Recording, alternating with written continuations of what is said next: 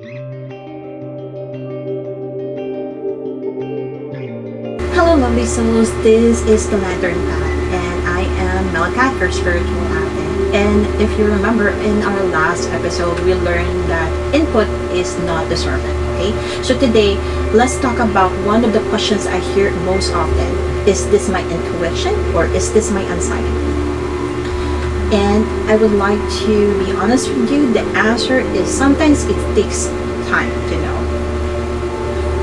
And that is actually perfectly okay. Because when I was actually starting my spiritual journey, basically what happened was I often think that what I feel is basically my intuition.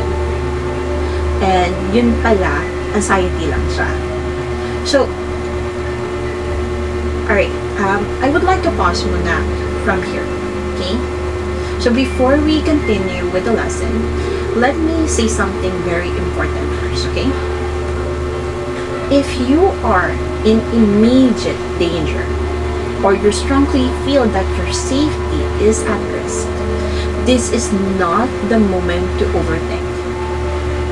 Alright? You actually need to breathe. If you can, look around.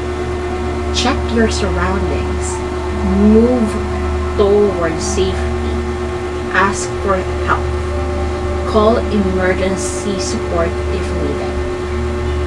Your safety comes first.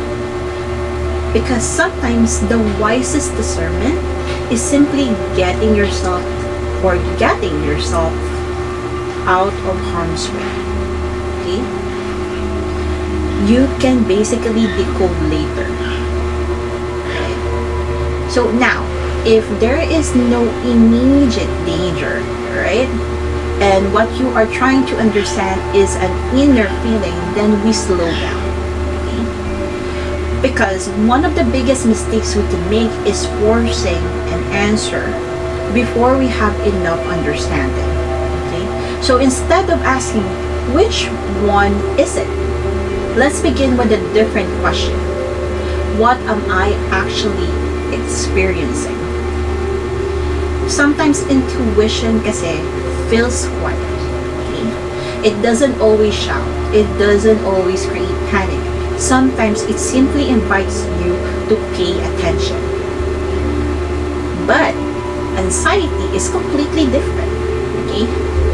It often feels urgent. It wants an answer right away. It wants certainty right away. It wants you to act before you had time to think. But here's something important. Not everyone's intuition or anxiety feels exactly the same. Your experience may not look like someone else's. That is why discernment is so important. Instead of immediately giving the feeling a label, you need to pause. Check your body. Have you been sleeping well? Have you been eating regularly? Are you exhausted? Are you overwhelmed? Have you been under a lot of stress? Okay? Then after that, check your emotions. Am I calm enough to observe this clearly? Or am I reacting because I'm afraid? Then check the situation itself. Okay? What are the facts? What assumptions am I asking or making? Is there evidences or am I filling in the blanks? Because discernment doesn't ask you to ignore your intuition. It asks you to understand it wisely. Okay? Sometimes your intuition may be inviting you to slow down. Sometimes your anxiety may be asking for reassurance, rest, or support. So both deserves compassion, but neither should automatically become your final conclusion. So, okay, I did actually mention all of those, right? So, balik tayo sa danger. And I know that you're going to ask me that again. Kaya nga, the first introduction about this particular series is that you needed to basically breathe first, right? Look around, check your surrounding, move towards safety, ask for help, call emergency support if needed. Because basically, at times of danger, you don't actually have time to kind of like reflect all of those, okay? Especially if you strongly feel that you are in danger. But it could actually, what do you call this,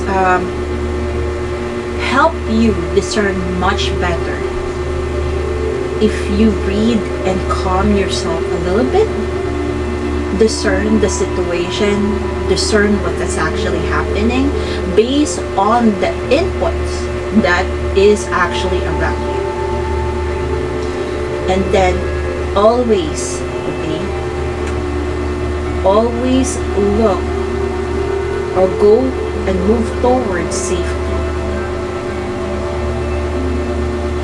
Ask for help if needed, call emergency support if needed. Right? Because yes, intuition and anxiety can actually be or heighten during those particular times.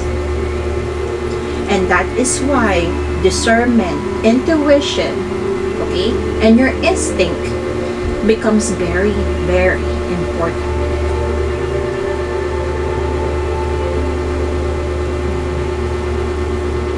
Okay. So now,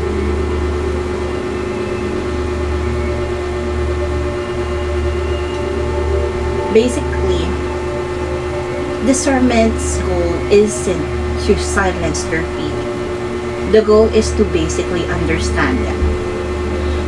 Because clarity rarely grows from panic. It grows when we slow down, observe honestly, and remain grounded.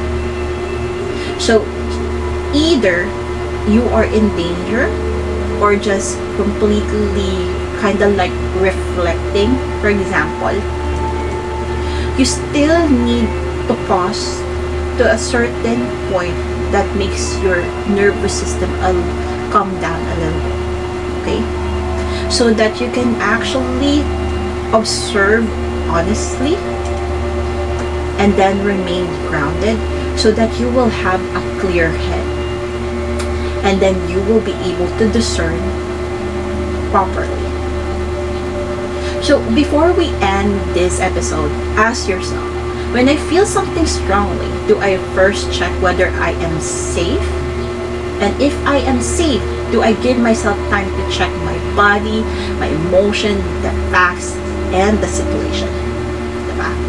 Can I give myself permission to act quickly when safety requires it, and slow down when reflection is actually needed? I am actually very interested on hearing your answers because those questions are very deep. If you want to share them, you can definitely write down your answers to the comment section down below.